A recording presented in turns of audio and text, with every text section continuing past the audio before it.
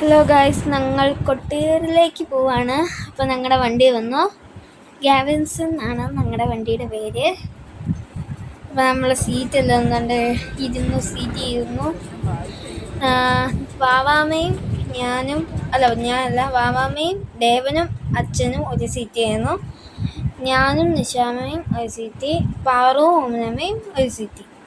അങ്ങനെ ഞങ്ങൾ വണ്ടിയിലൊക്കെ കയറി 9 മണിയായപ്പോൾ വണ്ടി സ്റ്റാർട്ട് ചെയ്തു. നല്ല അടിപൊളി യാത്രയായിരുന്നു. റോഡൊക്കെ നല്ല നീറ്റാണ്. ചില സ്ഥലത്തൊക്കെ മാത്രം സർവീസ് റോഡുണ്ട്. ആ സമയത്തൊക്കെ നമ്മുടെ വണ്ടി കുറച്ച് സ്ലോ ആവും. ബാക്കിയുള്ള സമയത്തൊക്കെ നല്ല സ്പീഡിൽ വിട്ടടിച്ച് പോകാൻ പറ്റി.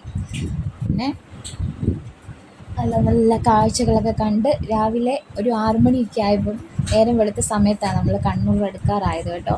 7:30 ആയപ്പോൾ കണ്ണൂരിലെത്തി. പറശ്ശിനിക്കടവ് മുത്തപ്പൻ്റെ അടുത്തെത്തി. അവിടെ ബസ് സ്റ്റാൻഡുണ്ട്, അതിൻ്റെ അടുത്ത് തന്നെ ഞങ്ങൾ റൂം എടുത്തു, ജസ്റ്റ് ഒന്ന് ഫ്രഷപ്പ് ആവാൻ വേണ്ടി. അപ്പോൾ ഞങ്ങൾ പോകുന്നത് കണ്ണൂർ പറശ്ശിനിക്കടവ് മുത്തപ്പൻ്റെ അമ്പലത്തിലും, പിന്നെ മൃദംഗ ശൈലേശ്വരം എന്ന് പറഞ്ഞ ക്ഷേത്രത്തിലും, പിന്നെ കൊട്ടിയൂർ ഒത്തിരി നാളത്തെ ബക്കറ്റ് ലിസ്റ്റിലുള്ളൊരാഗ്രഹമാണ്. കൊട്ടിയൂർ ഇത്തവണയാണ് സാധിച്ചത്. അപ്പോൾ ഞങ്ങൾ സ്റ്റാൻഡിലെത്തിയിരിക്കുകയാണ്. ഇവിടെയാണ് ബസ് പാർക്ക് ചെയ്തത്. അപ്പോൾ അതിൻ്റെ അടുത്ത് തന്നെ ഒരു റൂം എടുത്തു, ജസ്റ്റ് ഒന്ന് ഫ്രഷപ്പ് ആവാൻ വേണ്ടി, ഒന്ന് കുളിക്കാനും ടോയ്ലറ്റിലൊക്കെ പോകാനും വേണ്ടിയൊക്കെ. എന്നിട്ട് അവിടെ നിന്ന് നടന്നു പോകാനുള്ള ദൂരമേ ഉള്ളൂ പറശ്ശിനിക്കടവ് മുത്തപ്പൻ അമ്പലത്തിലേക്ക്. വേഗം തന്നെ ഞങ്ങൾ കുളിച്ച് റെഡിയായി ഇറങ്ങി. കാരണം മുത്തപ്പൻ എഴുന്നള്ളുന്ന സമയമാകുമ്പം അത് കാണാമെന്ന് ഞങ്ങളോട് കുറച്ച് പേര് പറഞ്ഞു. അങ്ങനെ വേഗം തന്നെ ഞങ്ങൾ അവിടെ നിന്ന് ഇറങ്ങി മുത്തപ്പനെയൊക്കെ കണ്ടു. തിരുവപ്പനെയും വെള്ളാട്ടവും. അപ്പോൾ ഗൈസ്, ഞാനും ദേവനും കുളിച്ച് കഴിഞ്ഞു കേട്ടോ. അവരൊന്നും കുളിച്ചോണ്ടിരിക്കുക. ദേവൻ ഇതുണ്ട് ഒരു കാർട്ടൂണിനകത്ത് ഇങ്ങനെ മുഴുകി ഇരിക്കുവാണ്.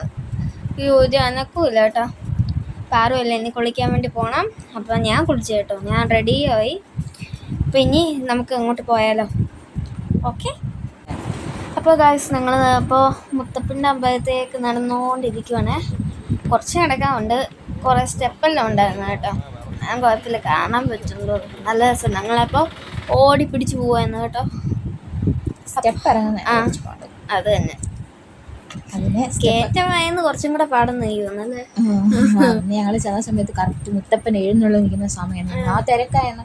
ഞായറാഴ്ച ആയതുകൊണ്ട് തന്നെ നല്ല തിരക്കുള്ള ദിവസമായിരുന്നു. നിന്ന് തിരിയാനിടയില്ലായിരുന്നു. പിന്നെ അവിടുത്തെ പ്രസാദം എന്ന് പറയുന്നത് ഈ പയറ് പുഴുങ്ങിയതും തേങ്ങാക്കൊത്തും പിന്നെ ഒരു ചായ. അതാട്ടോ അവിടുത്തെ പ്രസാദം.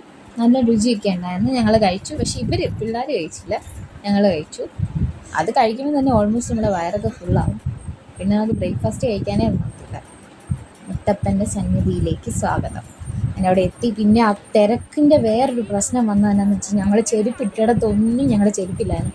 ഒരു ചെരുപ്പ് ഇവിടെയാണെങ്കിൽ ഒരു ചെരുപ്പ് ഒരു 500 മീറ്റർ അകലെ കിടന്നത്. തപ്പി എടുക്കുക എന്നുള്ളതാണ് ഏറ്റവും വലിയ ടാസ്ക്. അമ്മയുടെ ചെരുപ്പൊക്കെ കാണാതെ പോയി. ഞങ്ങളുടെയൊക്കെ ഭാഗ്യത്തിന് കുറച്ചൊക്കെ നടന്നെങ്കിലും കിട്ടി. നമുക്ക് നടക്കാൻ പോലും പറ്റുന്നില്ല, അതുപോലെ ആളുകളായിരുന്നു. എത്ര ആൾക്കാർ ഇതൊക്കെ എവിടെ നിന്ന് ഇരിക്കുന്നതെന്ന് പോലും മനസ്സിലായില്ല. ഇതുപോലെ വന്നവരല്ലേ അല്ലേ. പിന്നെ അവിടെ വന്ന് കുറച്ച് ഫോട്ടോസ് വീഡിയോസൊക്കെ എടുത്തു. ഇനി നേരെ നമ്മൾ പയറ് പുഴുക്ക് മുത്തപ്പൻ്റെ പ്രസാദം കഴിക്കാൻ പോവാം കേട്ടോ. കണ്ടോ, പയറ് പുഴുങ്ങിയതും തേങ്ങാക്കൊത്തും ചായ, അതായത്. പിന്നെ ഊട്ടുപുരയിൽ 12:30 ആകുമ്പോൾ ഫുഡുണ്ട്. അതൊന്നും കഴിക്കാനായിട്ട് നമുക്ക് സമയമാണ്. ഈ കുപ്പിവെള്ളം കണ്ടിട്ട് എനിക്ക് സഹിക്കാൻ പറ്റിയില്ല കേട്ടോ. എന്ത് കുപ്പിവെള്ളമായിരുന്നു അത്. പിന്നെ കുപ്പിവെള്ളം ഉണ്ടല്ലോ, അതുകൊണ്ടൊന്നും വാങ്ങിയൊന്നുമില്ല. ഇനി നമ്മൾ നേരെ പോകുന്നത് മൃദംഗ ശൈലേശ്വരം ദേവീക്ഷേത്രത്തിലേക്കാണ്. നിർഭാഗ്യവശാൽ അവിടുത്തെ കുറച്ച് ക്ലിപ്സ് ഞാൻ എടുത്ത് വെക്കേണ്ട കാര്യം ഡിലീറ്റ് ആയിപ്പോയി. അതുകൊണ്ട് അവിടുത്തെ വീഡിയോസൊന്നും ഇല്ല. കണ്ടോ, ആ പുഴയുടെ വളപട്ടണം പുഴയുടെ തീരത്തിരിക്കുന്ന മുത്തപ്പൻ്റെ അമ്പലം എന്ത് ഭംഗിയാണ് കാണാൻ. പിന്നെ ഞങ്ങൾ നേരെ പോയ മൃദംഗ ശൈലേശ്വരത്ത് എന്നിട്ട് അവിടെ നിന്ന് ഉച്ചയ്ക്ക് ഭക്ഷണം ഉണ്ടായിരുന്നു കേട്ടോ, സദ്യ. അതൊക്കെ കഴിച്ചു. പിന്നെ നേരെ നമ്മൾ കൊട്ടിയൂരപ്പനെ കണ്ട് തൊഴാനായിട്ട് വന്നിരിക്കുകയാണേ. കണ്ടോ, ഞങ്ങൾ ചെന്ന സമയത്ത് നല്ല വെയിൽ. ഭയങ്കര ആഗ്രഹം ഉണ്ടായിരുന്നു, കാരണം മഴ നനഞ്ഞ് തൊഴണം എന്ന് കാരണം കൊട്ടിയൂർ മഴ നനഞ്ഞ് തന്നെ തൊഴണം എന്ന് ഭയങ്കര ആഗ്രഹം ഉണ്ടായിരുന്നു. പക്ഷേ വെയിൽ കണ്ടപ്പോഴത്തേനും ഞാൻ വിചാരിച്ചില്ല ഇതിന് നടക്കുമെന്ന്. അതുപോലത്തെ വെയിലായിരുന്നു. അതായത് മഴയുടെ ഒരു ലക്ഷണവും കണ്ടില്ല. പിന്നെ ബാവലി പുഴയിലിറങ്ങി കുളിച്ച് അവിടെ നിന്ന് കല്ലെടുത്ത് ഉരച്ചൊക്കെ നോക്കി. മഞ്ഞളാണോ ചന്ദനാണോ കുങ്കുമമാണോ കിട്ടുന്നതെന്നൊക്കെ നോക്കി. ഒരു വിശ്വാസം, പറഞ്ഞു കേട്ടിട്ടുള്ള അറിവില്ലേ ഉള്ളൂ. ഞാൻ ആദ്യമായിട്ടാണ് കൊട്ടിയൂർ വരുന്നത്. അപ്പം ഞാനൊരു കല്ലൊക്കെ എടുത്ത് ഉരച്ച് നോക്കി. എനിക്ക് ഭസ്മ കിട്ടി കേട്ടോ. 3 വട്ടം ഞാനെടുത്ത് ഉരച്ചപ്പോഴും ഈ ഭസ്മത്തിൻ്റെ കളറുള്ള ഇതായിട്ട് വരും. അപ്പം അവിടെ നിന്ന് തൊഴുതല്ല കുളിച്ചൊക്കെ കഴിഞ്ഞ് നമ്മൾ നേരെ ഇനി അമ്പലത്തിലേക്ക് നടക്കുക. നല്ല വെയിലാണ് കേട്ടോ. ഇട്ട ഡ്രസ്സൊക്കെ പെട്ടെന്ന് തന്നെ ഉണങ്ങി കിട്ടും, അതുപോലത്തെ വെയിലായിരുന്നു. അങ്ങനെ പക്ഷെ ഞങ്ങൾ ഓർത്തില്ല ഇതുപോലെ വേഗം തന്നെ മഴ വരുന്നു കേട്ടോ. ഇതുണ്ട്, ഞാൻ ഉരച്ചപ്പോൾ എനിക്ക് കറക്റ്റ് ഭസ്മം കിട്ടി. അത് വീഡിയോയ്ക്കകത്ത് കാണാൻ പറ്റത്തില്ലായിരുന്നു. അതിന് ഡൗട്ട് വന്ന് ഞാൻ 3 കല്ലെടുത്ത് ഉരച്ച് നോക്കി. 3 കല്ല് എടുത്ത് ഉരച്ചപ്പോഴും ഭസ്മം കിട്ടി. ഏട്ടൻ ഉരച്ചപ്പോഴത്തേനും കറക്റ്റ് ചന്ദനം, ഏട്ടനൊക്കെ ഉരച്ചപ്പോൾ കറക്റ്റ് ചന്ദനം, നല്ല കറക്റ്റ് ചന്ദനം ഇങ്ങനെ അരച്ചെടുത്ത് എങ്ങനെ ഇരിക്കുക, നെറ്റിയെ തൊട്ട് കൃത്യം ചന്ദനം തൊടുന്ന പോലെ തന്നെ. പിന്നെ ഞങ്ങൾ പോയ സമയത്ത്, ഞങ്ങൾ തുടങ്ങിയ സമയത്ത് സ്ത്രീകൾക്ക് പ്രവേശനം തുടങ്ങിയത് 31-ാം തീയതിയല്ലേ, അന്ന് തന്നെ ഞങ്ങൾ പോയത് കേട്ടോ. അതുകൊണ്ട് തിരക്ക് ഇപ്പോഴത്തേക്ക് അപേക്ഷിച്ച് തിരക്ക് വളരെ കുറവായിരുന്നു. പെട്ടെന്ന് തന്നെ ഞങ്ങൾ തൊഴാൻ പറ്റി. പക്ഷെ ഞങ്ങൾ ചെന്ന സമയത്ത് ക്യൂവിൽ നമ്മളെ നിർത്തിയിരിക്കുകയായിരുന്നേ. പ്രധാനം നമ്മൾ തൊഴേണ്ട സ്ഥലമില്ലേ, അവിടെ ക്യൂവിൽ ഇങ്ങനെ കയറ് കെട്ടി നിർത്തിയിരിക്കുകയായിരുന്നു. അത് കഴിഞ്ഞ് പെട്ടെന്ന് തന്നെ കയറ് അല്ലാത്ത നമുക്ക് വാളറയും മരക്കല്ലും ഒക്കെ ചുറ്റി നടന്ന് തൊഴാം. അല്ലാതെ പ്രധാന പ്രതിഷ്ഠയുടെ ആ ഭാഗത്ത് നമുക്ക് തൊഴണമെങ്കിൽ ഒരു ക്യൂവിൽ നിർത്തിയിരിക്കുകയാണ്. അപ്പം ഈ വെയിൽ കണ്ടപ്പോൾ ഞാനോർത്ത് മഴയൊന്നും കാണത്തില്ലെന്ന്. പക്ഷേ ബാഗിൽ ഫോണൊക്കെ ഉണ്ടായിരുന്നേ. പെട്ടെന്ന് തന്നെ കാലാവസ്ഥയൊക്കെ അങ്ങ് മാറി, ഇരുണ്ട് മൂടി. അതായത് ആഗ്രഹിച്ചതുപോലെ തന്നെ നനഞ്ഞ് തന്നെ ഭഗവാനെ കാണാൻ പറ്റി. പിന്നെ അവിടെ നിന്നപ്പം ആ സമയത്തൊക്കെ ഓരോരുത്തർ കുടയൊക്കെ നിവർത്തിയിട്ടുണ്ടായിരുന്നു. അവർ പറഞ്ഞു മഴ നനഞ്ഞ് തന്നെ തൊഴണം, കുടയൊക്കെ മൂടാനൊക്കെ ഒത്തിരി പേരോട് പറയുന്നുണ്ടായിരുന്നു. അങ്ങനെ അതൊരു പ്രത്യേക ഒരു അനുഭവം തന്നെയാണ് കേട്ടോ. ഒരു പ്രത്യേക ഒരു പോസിറ്റീവ് എനർജി തന്നെയാണ് അവിടെ ചെല്ലുമ്പോൾ. പിന്നെ I am a big fan of lord Mahadevan. അതുകൊണ്ട് തന്നെ എനിക്ക് ഞാൻ ഒരുപാട് ആഗ്രഹിച്ച് പോകാൻ ആഗ്രഹിച്ചൊരു സ്ഥലമാണ്. അവിടെ എത്തിക്കണ്ടോ, ഞങ്ങൾ ചെന്നപ്പോഴുള്ള വെയിലേക്ക് കാണുന്നത് ഒരിക്കലും പ്രതീക്ഷിക്കാത്ത വെയിലായിരുന്നു. കാലാവസ്ഥ എങ്ങനെ പെട്ടെന്ന് തന്നെ എങ്ങനെ ചേഞ്ച് ആവുമെന്ന് ഞാൻ വിചാരിച്ചു.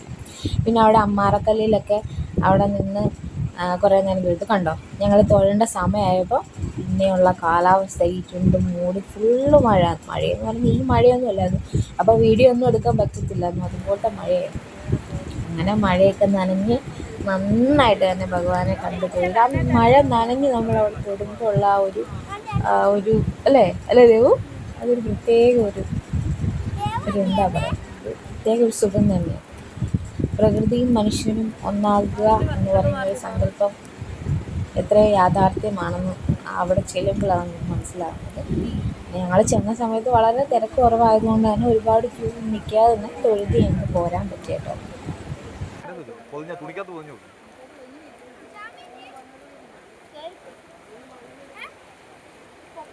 അങ്ങനെ നമ്മൾ നേരെ ഇക്കരെ കൊട്ടിയൂരിൽ വന്നിരിക്കുക കേട്ടോ തൊഴാനായിട്ട്.